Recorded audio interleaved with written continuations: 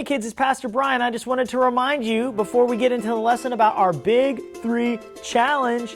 That's happening. You got about a week left to make your Big 3 video. We've got some cool prizes for that. This is a great time for you to try and do some Big 3 virtues on video. Post them to our Facebook page and maybe you'll win. Could be cool. Get creative with it. Congratulations on finishing school. If you're done with school, I'm sure it's exciting to you until you realize there's nothing to do this summer. Ah! I'm sure you'll find something. It'll be fine. Don't worry. I'm sure things will open up soon. But I wanted to talk to you today about your home. All of us have been stuck in our homes, right? And all of us know that things are getting a little tiresome at home. We're tired of our siblings. We're tired of the chores. I want to use some objects to help you kind of understand what I'm going to talk to you about. The first one is a thermometer. This is a nice large thermometer. A thermometer tells you the temperature in a room. The second thing is a thermostat. Now a thermostat works a little differently than a thermometer.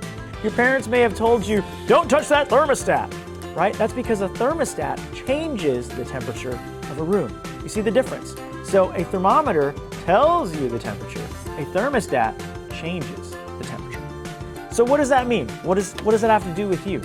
Well, in your house, what if I told you that there was an atmosphere? Some houses can feel cold and some houses can feel warm. Not by temperature, but by the feelings of the people in them. So maybe right now, you have a cold house. You're snippy with your brothers and sisters. Your parents have been bickering. You're constantly upset about having to do chores and you're complaining about them all the time. All you're doing is seeing the things that you can't do and the friends that you can't hang around. And so the climate in your house is very cold because people are tense and anxious. In a warm environment, family's happy to be together. They're trying to work through things together and take care of the house together. They're trying to spend time together. They're trying to do things that connect with one another. That's the difference between a warm and a cold environment in a house, a warm and a cold atmosphere. And for you, what I want you to understand is that you, even though you're not the parent, even though there might be other brothers or sisters, you can be more than just a thermometer in your house. The thermometer does something very different than the thermostat. So maybe you're just echoing what's happening in your house, but I want to challenge you this week to become a thermostat in your house.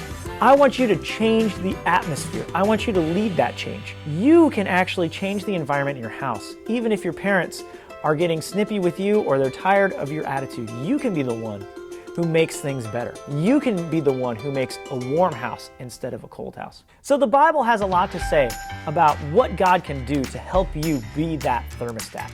In the book of Romans, Paul writes in chapter 15, "May the God of hope fill you with all peace as you trust him, so that you may overflow with hope by the power of the Holy Spirit." Now, what do I mean by that? The key word there is the overflow of hope.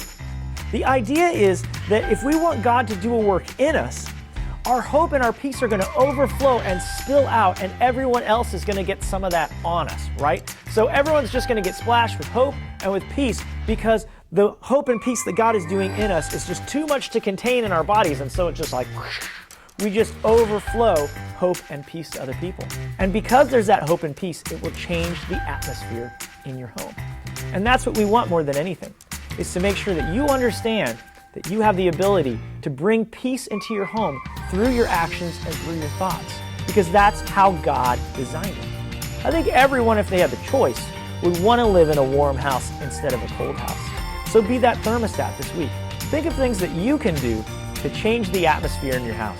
And while we're stuck in our houses, the best thing you can do is make your home better and a more tolerable place to live, because that's a lot more fun, I think, than just suffering through however many more weeks we're stuck at home.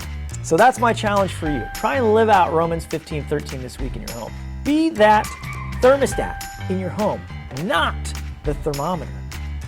Now, some of you have been asking me, when is children's ministry going to happen again? And some of you aren't quite clear. It's like, hey, but church is happening Sunday, but is children's ministry happening?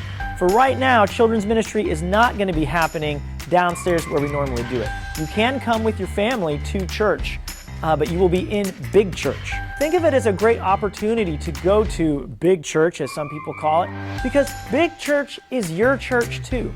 don't think just because you're not in the kids ministry that this is just for the adults. Big Church is your church. We're going to be doing a special thing just for the kids every week in the service, and we'll also have activities for younger kids in the service as well.